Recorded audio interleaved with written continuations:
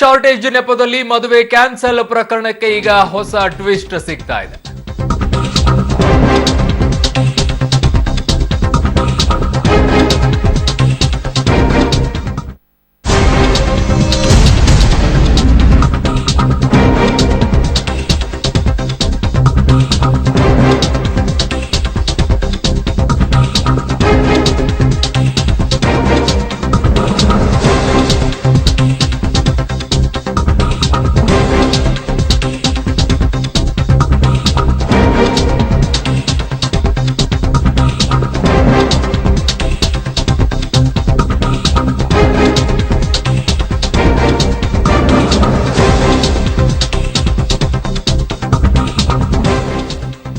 ಊಟ ಶಾರ್ಟೇಜ್ ನೆಪದಲ್ಲಿ ಮದುವೆ ಕ್ಯಾನ್ಸಲ್ ಪ್ರಕರಣಕ್ಕೆ ಈಗ ಟ್ವಿಸ್ಟ್ ಸಿಗ್ತಾ ಇದೆ. ರಾತ್ರಿ ಊಟದ ವಿಚಾರಕ್ಕಾಗಿ ಗಲಾಟೆ ಮಾಡಿದವರು ನಮ್ಮವರಲ್ಲ, ಯಾರೋ ಕುಡಿದು ಬಂದವರಿಂದ ಆದಂತಹ ಪ್ರಮಾದ ಇದು. ನಮ್ಮ ಹುಡುಗ ಇನ್ನು ಕಲ್ಯಾಣ ಮಂಟಪದಲ್ಲೇ ಇದ್ದಾನೆ, ಆದ್ರೆ ಹುಡುಗಿ ನಾಪತ್ತೆಯಾಗಿದ್ದಾಳೆ ಅಂತಿದ್ದಾರೆ ಹುಡುಗನ ಪೋಷಕರು. ಮದುವೆ ಮಾಡಿಕೊಳ್ಳೋಕೆ ನಾವು ರೆಡಿ ಅಂತಿದ್ದಾರೆ ವರನ ಕುಟುಂಬ. ಬೆಂಗಳೂರಿನ ಕೋಣನಕುಂಟೆಯ ಸೌಧಾಮಿನಿ ಛತ್ರದಲ್ಲಿ ಈ ಮದುವೆ ಮುರಿದು ಬಿದ್ದಿದೆ. ನಿಜವಾಗಿಯೂ ಊಟಕ್ಕಾಗಿಯೇ ಮುರಿದು ಬಿತ್ತ ಈ ಮದುವೆ ರಿಸೆಪ್ಷನ್ ಅಲ್ಲಿ ಊಟ ಸಾಲದೆ ಬಂದಿದ್ದಕ್ಕೆ ಮದುವೆಯ ಮುರಿದು ಬಿದ್ದಿರುವಂತಹ ಘಟನೆ ಬೆಂಗಳೂರಿನಲ್ಲಿ ನಡೆದಿದೆ. ಕೋಣನಕುಂಟೆ ಬಳಿಯ ಸೌಧಾಮಿನಿ ಛತ್ರದಲ್ಲಿ ಈ ಘಟನೆ ನಡೆದಿದೆ. ನಿನ್ನೆ ರಾತ್ರಿ ನಾಗೇಂದ್ರ ಪ್ರಸಾದ್ ಎಂಬುವರ ಮದುವೆಯ ಆರತಕ್ಷತೆ ನಡೀತಾ ಇತ್ತು. ಈ ವೇಳೆ ವರನ ಕಡೆಯ 30 ಜನರಿಗೆ ಊಟ ಸಿಕ್ಕಿರಲಿಲ್ಲ. ಇದರಿಂದ ಊಟದ ವಿಚಾರವಾಗಿ ಗಂಡಿನ ಕಡೆಯವರು ಹೆಣ್ಣಿನ ಮನೆಯವರ ಜೊತೆ ಗಲಾಟೆಯನ್ನ ಮಾಡಿದ್ದಾರೆ. ಹೆಣ್ಣಿನ ಕಡೆಯವರು ಗಂಡಿನ ಮನೆಯವರನ್ನ ಸಮಾಧಾನ ಮಾಡಲು ಮುಂದಾಗಿದ್ದಾರೆ. ಆದರೂ ಕೂಡ ಒಪ್ಪಲಿಲ್ಲ ವರ ನಾಗೇಂದ್ರ ಮತ್ತು ಆತನ ಸಂಬಂಧಿಗಳು. ಹಾಗಾಗಿ ಮದುವೆಯನ್ನೇ ನಿರಾಕರಿಸಿದ್ದಾರೆ ಅಂತ ಹೇಳಲಾಗ್ತಾ ಇದೆ. ಇಂದು ಬೆಳಗ್ಗೆ 8:45ಕ್ಕೆ ಮುಹೂರ್ತ ನಿಗದಿಯಾಗಿತ್ತು. 10:30 ಮೇಲೆ ಮತ್ತೆ ಜಗಳ ಸ್ಟಾರ್ಟ್ ಮಾಡಿದ್ರು. ಊಟ ಇಲ್ಲ, ಊಟ ಖಾಲಿ ಆಗಿದೆ, ನಾವು ಮಾಡಿಸಿದ್ದು 200 ಜನಕ್ಕೆ, ಹಂಗೆ ಅಂತ ಸ್ಟಾರ್ಟ್ ಮಾಡಿದ್ರು ಜಗಳ.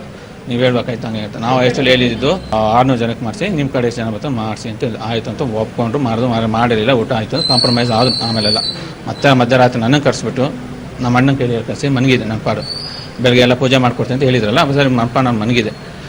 ನಮ್ಮ ಅಣ್ಣ ಕರೆಸಿ ಸ್ವಲ್ಪ ಹುಡುಗನ ಹತ್ರ ಮಾತಾಡ್ಬೇಕಂತ ಹುಡುಗಿಯವರನ್ನ ಕರೆದ್ಬಿಟ್ಟು, ನೀನು ಇಷ್ಟೆಲ್ಲ ಜಗಳ ಆದಮೇಲೆ ನಮ್ಮ ಹುಡುಗಿನ ನಿಮ್ಮ ಮನೆ ಕಳಿಸಲ್ಲ, ನೀನು ಸಪ್ರೇಟ್ ಮನೆ ಮಾಡು ಮದುವೆ ಆದಮೇಲೆ, ಆಯಿತಾ? ನಾವು ಯಾವುದೇ ಕಾರಣಕ್ಕೂ ಕಳಿಸೋದಿಲ್ಲ, ನೀನು ಸಪ್ರೇಟ್ ಮನೆ ಮಾಡ್ಬೇಕಂತಂದ್ರು. ಇಲ್ಲ ನಾನು ಆಗಲ್ಲ, ಅಪ್ಪ ಅಮ್ಮ ಬಿಟ್ಟು ಬರೋಕ್ಕೆ ಆಗೋದಿಲ್ಲ ಅಂತಲೂ ಹೇಳಿದ್ದೀನಿ. ಹೌದು, ಹಾಗಾದ್ರೆ ನಾನು ಅಂದ್ಬಿಟ್ಟು ಹುಡುಗಿ ಕೈ ಹಿಡ್ಕೊಂಡು ಕರ್ಕೊಂಡು ಹೊಂಟೋದ. ಒಂಚೂರು ಹೆಚ್ಚು ಕಡಿಮೆ ಇದ್ದೇ ಇರುತ್ತೆ. 3ನೇ ವ್ಯಕ್ತಿಯಿಂದ ಜಗಳ ಸ್ಟಾರ್ಟ್ ಆಗಿದೆ. ನಮ್ಮಿಂದ ಯಾವುದೂ ಇಲ್ಲ, ನಾವು ಮದುವೆ ಆಗಬೇಕಂತ ನಾವು ರೆಡಿಯಾಗಿ ಇನ್ನೂ ಇದ್ದೀವಿ.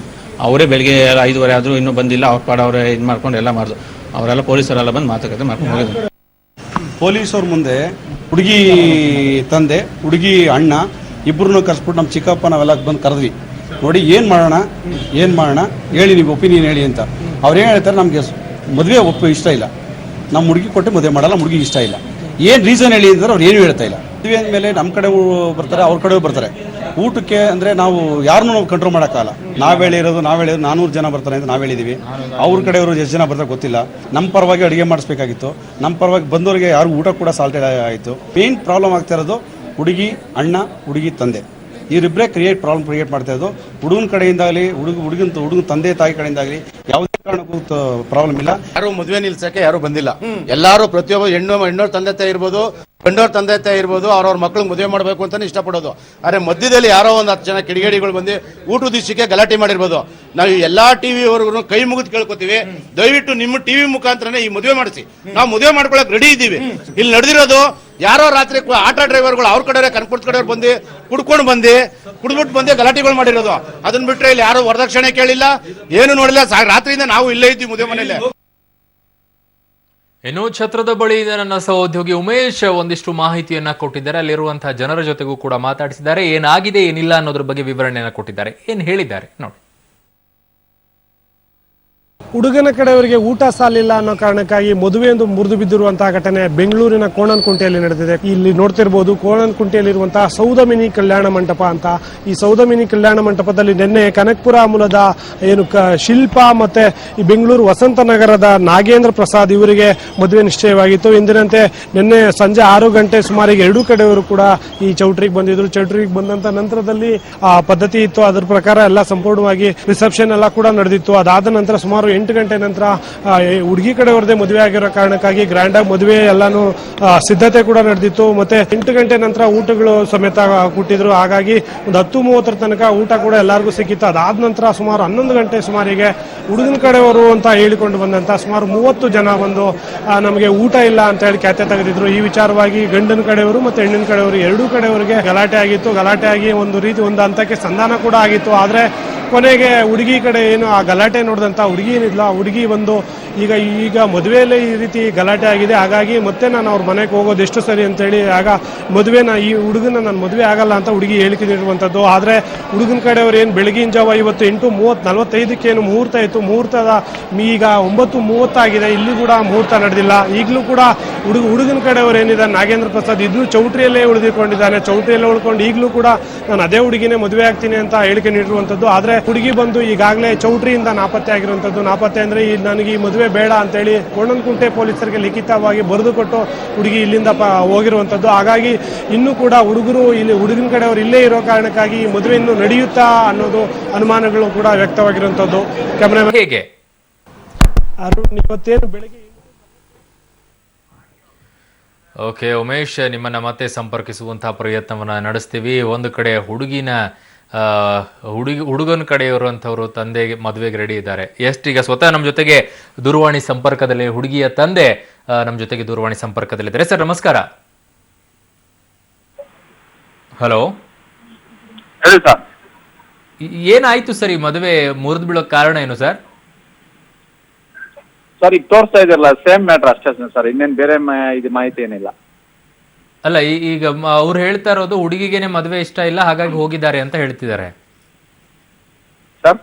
ಹುಡುಗಿಗೆನೆ ಮದುವೆ ಇಷ್ಟ ಇಲ್ಲ ಹಾಗಾಗಿನೇ ಹೋದ್ರು ಅಂತ ಹೇಳ್ತಾ ಇದ್ದಾರೆ ಸರ್. ಆಕ್ಚುಲಿ ಆ ಹುಡುಗಿಗೆ ಬೇರೆ ಹುಡುಗನ ಜೊತೆ ಸಂಬಂಧ ಇತ್ತು ಅಂದ್ಕೊಂಡಿದೀವಿ. ಅದಕ್ಕೋಸ್ಕರ ಅವರು ಎಲ್ಲಾ ರೀತಿ ಇದು ಕೆಲಸಗಳನ್ನ ಮಾಡ್ಕೊಂಡು ಮತ್ತೆ ಊಟ ಮತ್ತೆ ಮದುವೆ ಕ್ಯಾನ್ಸಲ್ ಆಗಿದೆ ಅಂತ ಅಂದ್ರು ಇವರು ಊಟ ಮತ್ತೆ ಎಲ್ಲಾ ತಯಾರಿ ನಡೀತಾನೆ ಇತ್ತು ಒಳಗಡೆ. ನಾವು ಯಾವಾಗ ಟಿವಿ ಮಾಧ್ಯಮದವ್ರನ್ನ ಎಲ್ಲರನ್ನ ಕರ್ಸಿದ್ವಿ. ಕರ್ಸದ ನಂತರ ಇವರು ಎಚ್ಚೆತ್ಕೊಂಡು ಇವರು ಮದುವೆ ಈಗ ಬೇರೆ ಕಡೆ ಮಾಡೋಣ ಅನ್ಕೊಂಡು ಇವರು ಮುಂದುವರೆದಿದೆ ಬೇರೆ ಕಡೆ. ಅಂದ್ರೆ ಬೇರೆ ಸಂಬಂಧ ಇತ್ತು ಅನ್ನೋದು ಕೇಳಿ ಬರ್ತಾ ಇದೆಯಾ? ಹೌದು ಹೌದು ಸರ್.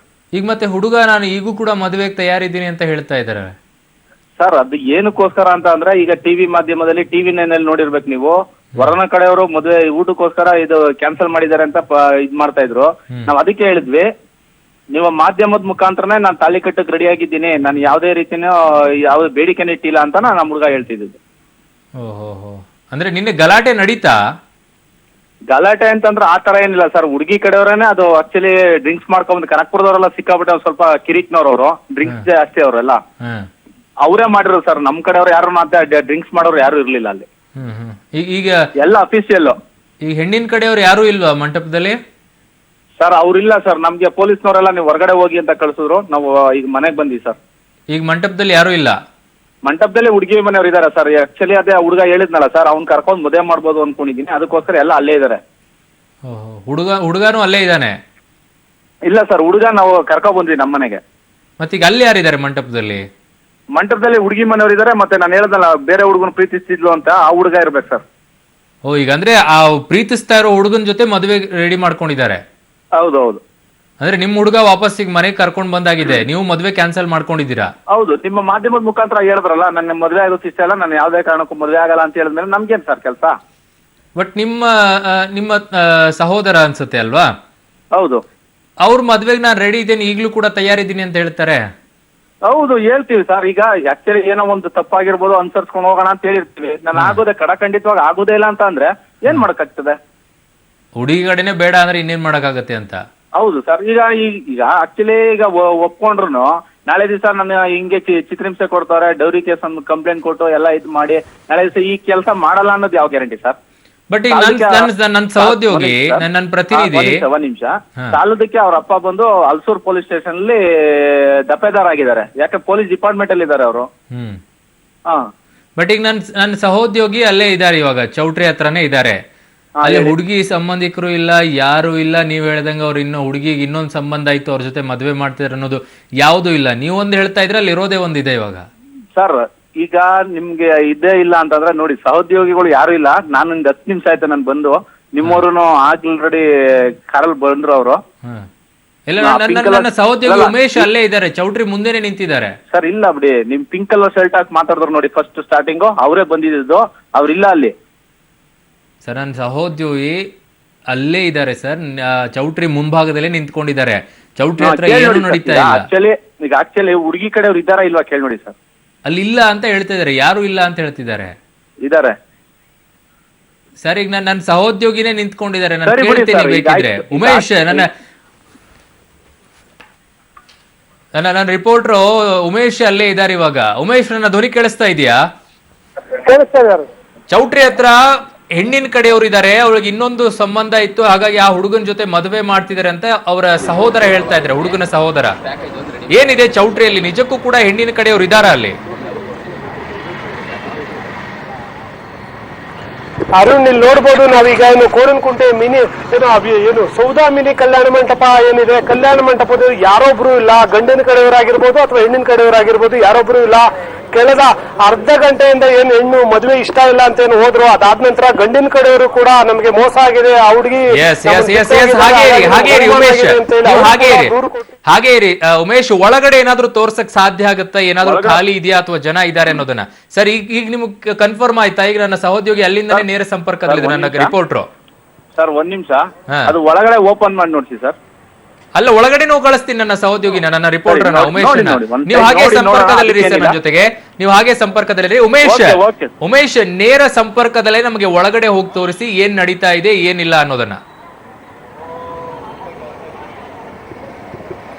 ಖಂಡಿತ ಅರುಣ್, ನಾನು ಪ್ರಯತ್ನ ಮಾಡ್ತೀನಿ. ಆದ್ರೆ ನೀವು ಏನು ಸೌದಾ ಮಿನಿ ಏನು ಚೌಟ್ರಿ ಏನಿದೆ, ಚೌಟ್ರಿಯ ಮುಂಭಾಗಲ್ಲಿ ನೀವು ನೋಡ್ತಿರ್ಬೋದು ಸಂಪೂರ್ಣವಾಗಿ ಬಂದಾಗಿದೆ. ಹಾಗಾಗಿ ಒಂದು ಸಣ್ಣ ಒಬ್ರು ಹೋಗೋಕಷ್ಟೇ ಮಾತ್ರ ಜಾಗ ಇರುವಂತದ್ದು. ಒಳಗಡೆ ಏನಿದೆ ಅಂತ ನಾವೀಗ ನೋಡೋದಾದ್ರೆ ಇಲ್ಲಿ ಕೂಡ ಯಾರೊಬ್ರು ಇಲ್ಲ. ಇಲ್ಲಿ ನೋಡ್ಬಿಟ್ಟಿರ್ಬೋದು ಅರುಣ್, ಇಡೀ ಚೌಟ್ರಿಯಲ್ಲಿ ಒಬ್ರು ಕೂಡ ಯಾರೊಬ್ರು ಅವ್ರು ಎರಡು ಕಡೆ ಏನು ಹೆಣ್ಣಿನ ಕಡೆಯವರಾಗಿರ್ಬೋದು ಅಥವಾ ಗಂಡಿನ ಕಡೆಯವರಾಗಿರ್ಬೋದು ಯಾರೊಬ್ರು ಇಲ್ಲ. ಇಲ್ಲಿ ಕೆಲಸ ಮಾಡ್ತಾರೆ, ಅವರು ಕೂಡ ಇದ್ದಂತ ಚೇರ್ಗಳಾಗಿರ್ಬೋದು ಏನು ಅರೇಂಜ್ಮೆಂಟ್ ಮಾಡಿಸಿದ್ದು ಅದನ್ನು ಕೂಡ ಸಂಪೂರ್ಣ ಇಲ್ಲಿ ತೆರವು ಮಾಡ್ತಿದ್ದಾರೆ. ಹಾಗಾಗಿ ಇವಾಗ ಹೆಣ್ಣಿನ ಕಡೆಯವರಾಗಿರ್ಬೋದು ಗಂಡಿನ ಕಡೆಯವರಾಗಿರ್ಬೋದು ಯಾರೊಬ್ರು ಇಲ್ಲ. ಉಮೇಶ್ ಹಾಗೆ ಸಂಪರ್ಕದಲ್ಲಿರಿ ಸರ್. ಕೇಳಿಸ್ತಾ ಇದೆಯಾ? ಒಳಗಡೆ ಹೋಗಿ ನೇರ ದೃಶ್ಯಾವಳಿಗಳನ್ನ ತೋರಿಸಿದ್ರು. ಚೇರ್ ಎಲ್ಲ ಖಾಲಿ ಖಾಲಿ ಆಗಿದೆ, ಮಂಟಪ ಎಲ್ಲ ಖಾಲಿ ಖಾಲಿ ಆಗಿದೆ, ಯಾರು ಒಬ್ಬರು ಇಲ್ಲ. ನೋಡಿದೀನಿ ಸರ್, ಯಾರು ಇಲ್ಲ ಅಲ್ಲಿ. ಮತ್ ನೀವು ಹೇಳೋದೇ ಬೇರೆ ಇದೆ ಇವಾಗ. ಹೌದು ಸರ್, ಇಲ್ಲ ಅಲ್ಲಿ ಏನಾರು ಬರ್ತಾರೆ ಅಂತ ಅನ್ಬಿಟ್ಟು ಬೇರೆ ಕಡೆ ಹೋಗಿರ್ಬೋದು. ಅವಾಗ ಒಂದ್ ಹೇಳ್ತೀರಾ, ಈಗ ಒಂದ್ ಹೇಳ್ತೀರಾ? ಹೌದು ಸರ್, ಅಲ್ಲ ಸರ್, ನಾನು ಹೇಳ್ತಾ ಇದ್ದೀನಲ್ಲ, ಕರ್ಕೊಂಡು ಹೋದ್ಮೇಲೆ ಮುಗೀತು. ಈಗ ಹುಡುಗಿಗೆ ಇನ್ನೊಂದ್ ಕಡೆ ಸಂಬಂಧ ಇದೆ ಅನ್ನೋದನ್ನ ಹೇಗ್ ಹೇಳ್ತೀರಾ ನೀವು? ಸುಮ್ನೆ ಅಲಿಗೇಷನ್ ಮಾಡೋದಲ್ಲ, ಒಂದು ಹೆಣ್ಣಿನ ಜೀವನದ ಪ್ರಶ್ನೆ ಸರ್. ಹೆಣ್ಣಿನ ಜೀವನದ ಪ್ರಶ್ನೆ ಅಂತ ಅಂದ್ರೆ ನಮ್ಮ ಹುಡುಗದ ಜೀವನದ ಪ್ರಶ್ನೆ ಸರ್. ನೀವು ನಮ್ಮ ಹುಡುಗನ ಮುಖದ ತೋರಿಸ್ತಾ ಇದ್ದೀರಾ ಹೊರತಾಗಿ ಹುಡುಗಿ ಮುಖನ ತೋರಿಸ್ತಾ ಇಲ್ಲ ನೀವು. ಕರೆಕ್ಟ್, ಒಪ್ಕೊಂಡೆ ನಾನು, ಇಲ್ಲ ಅಂತ ಹೇಳಿ ಇಲ್ಲ ಅಂತ ಹೇಳ್ತಾ ಇಲ್ಲ ನಾನು. ನೀವು ಅಲಿಗೇಷನ್, ನಿಮ್ಮ ಹುಡುಗಂಗೆ ಇನ್ನೊಂದ್ ಸಂಬಂಧ ಇದೆ ಅಂತ ಅವ್ರು ಯಾರು ಹೇಳಿಲ್ಲ ಸರ್. ಅಲ್ಲ ಕೇಳಿ ಸರ್, ಹುಡುಗನಿಗೆ ಇನ್ನೊಂದ್ ಸಂಬಂಧ ಇದೆ ಹಾಗಾಗಿ ನಾವು ಬಿಟ್ಟು ಹೋಗ್ತಾ ಇದೀವಿ ಅನ್ನೋದನ್ನ ಅವ್ರು ಎಲ್ಲೂ ಹೇಳಿಲ್ಲ. ನೀವು ಮಾತ್ರ ಅಲಿಗೇಷನ್ ಮಾಡ್ತಾ ಇದ್ರೆ ಹುಡುಗಿಗೆ ಇನ್ನೊಂದ್ ಸಂಬಂಧ ಇದೆ ಹಾಗಾಗಿ ಮದುವೆ ಬಿಟ್ಟಿದೆ ಅಂತ ಹೇಳಿ. ಸರ್ ಈಗ ಒಂದ್ ಕೆಲಸ ಮಾಡಿ, ಈಗ ನೀವು ಹುಡುಗಿ ಮುಖಾನ ತೋರಿಸಿ, ನೀವು ಮಾಮೂಲಿ ಇದ್ರಲ್ಲಿ ನೀವು ಆ ಹುಡುಗಿ ಮುಖ ನನ್ ಪ್ರಶ್ನೆಗೆ ಉತ್ತರ ಕೊಡ್ತೀರಾ? ನಾನು ಅದಕ್ಕೆ ಉತ್ತರ ಕೊಡ್ತೀನಿ. ನನ್ನ ಪ್ರಶ್ನೆಗೆ ಉತ್ತರ ಕೊಡಿ. ನೀವು ಹೇಗ್ ನೇರವಾಗಿ ಹುಡುಗಿಗೆ ಬೇರೆ ಸಂಬಂಧ ಇದೆ ಅಂತ ಅಲಿಗೇಷನ್ ಅನ್ನ ಮಾಡಿದ್ರೆ, ಆರೋಪವನ್ನ ಮಾಡ್ತಾ ಇದ್ದೀರೋ, ಹಾಗೆ ಅವ್ರು ಏನಾದ್ರು ನಿಮ್ಮ ಹುಡುಗನಿಗೆ ಮೇಲೆ ಏನಾದ್ರು ಸಂಬಂಧ ಇದೆ ಅಂತ ಏನಾದ್ರು ಹೇಳಿದ್ರಾ? ಸರ್ ಈಗ ಇಲ್ಲ ಅಂತ ಅಂದ್ರೆ ನೀವು ಮಾಡ್ತಿದ್ರೆ ಮದುವೆ ಕ್ಯಾನ್ಸಲ್, ಊಟ ಏನಕ್ಕೆ ಮಾಡ್ತಾ ಇದ್ರಾ? ಅಲ್ಲ ಸರ್, ನಾನು ಕೇಳ್ತಾ ಇರೋದು ಹೇಳಿ. ಹೌದು, ನೀವ್ ಹೇಳಿ ಸರ್. ಈಗ ನೇರವಾಗಿ ಹುಡುಗಿಗೆ ಹೇಳ್ತಾ ಇದ್ದೀರಾ, ನೇರವಾಗಿ ಹುಡುಗಿಗೆ ಬೇರೆ ಸಂಬಂಧ ಇದೆ ಅಂತ ಹೇಳ್ತಾ ಇದ್ದೀರಾ, ಅದಕ್ಕೆ ಏನಾದ್ರು ಸಾಕ್ಷಿ ಇದೆಯಾ? ಸುಮ್ನೆ ಹೇಳ್ತಾ ಇರೋದಾ? ಸಾಕ್ಷಿ ಸಿಗುತ್ತೆ ಸರ್, ತಲೆ ಕೆಡ್ಸ್ಕೊಂಗೆ ಸರ್. ಇನ್ನೊಂದು ತಲೆ ಮೇಲೆ ಬೇರೆ ಬೇರೆ ರೀತಿಯಾಗಿ ಆರೋಪ ಮಾಡೋದಲ್ಲ, ಸುಮ್ನೆ ಆರೋಪ ಮಾಡೋದಲ್ಲ. ಅದಕ್ಕೆ ಏನಾದ್ರು ಇದೆಯಾ, ಬೇರೆ ಸಂಬಂಧ ಇದೆ ಅಂತ ಹೇಳಿ ಹೇಳ್ತಾ ಇದ್ದೀರಾ ನೇರವಾಗಿ? ಸರ್ ಹುಡುಗಿ ಆರೋಪ ಮಾಡ್ಬೋದಲ್ಲ ಸರ್? ಹುಡುಗಿ ಎಲ್ರಿ ಆರೋಪ ಮಾಡಿದ್ದಾರೆ ಇವಾಗ? ನೀವು ನೇರವಾಗಿ ಹೇಳ್ತಾ ಇದ್ದೀರಾ ಹುಡುಗಿ ಬೇರೆ ಸಂಬಂಧ ಇದೆ ಅಂತ ಹೇಳಿ. ಒಂದ್ ನಿಮಿಷ ಸರ್, ಈಗ ನಿಮ್ಗೆ ಮದುವೆ ಇಷ್ಟ ಇಲ್ಲ ಅಂತ ಅಂದ್ಮೇಲೆ, ನಿನ್ಗೆ ಬೇರೆ ಹುಡುಗನ ಜೊತೆ ಇಷ್ಟ ಇಲ್ಲ ಅಂತ ಅಂದ್ಮೇಲೆ ನೀನ್ ಇರ್ಬೋದಾಗಿತ್ತಲ್ಲ ಚೌಟ್ರಿ, ನೀವೇನು ಕರ್ಕೊಂಡು ಹೋದ್ರೆ? ಈಗ ನಾನು ಕೇಳ್ತಾ ಇರೋದು ಆ ಪ್ರಶ್ನೆ ಅಲ್ಲ, ನಾನು ಹೇಳ್ತಾ ಇರೋದು ಮದುವೆ ಬಿಟ್ಟು ಹೋಗಿರೋ ಪ್ರಶ್ನೆ ಬಿಟ್ಟು ಹೋದ್ರೆ ಕರೆಕ್ಟ್. ನಿನ್ ಮದುವೆ ಇಷ್ಟ ಇಲ್ಲ ನೀನ್ ಇದ್ದು ಹೋಗ್ಬೋದಲ್ಲ, ನೀನೇನು ಹೋಗಿದ್ದೆ ಹೊರಗಡೆ? ಯಾರು? ಹಲೋ, ಮಾತಾಡಿ, ಹೇಳಿ, ಕೇಳ್ತಾ ಇದೆ. ಅದೇ ಸರ್ ಹೇಳ್ತಾ ಇದ್ದೀನಲ್ಲ, ಹುಡುಗಿ ಯಾಕೆ ಬಿಟ್ಟು ಹೋಗ್ಬೇಕಾಗಿತ್ತು, ಇರ್ಬೋದಾಗಿತ್ತು, ಇದು ಮಾತಾಡ್ಬೋದಾಗಿತ್ತಲ್ಲ.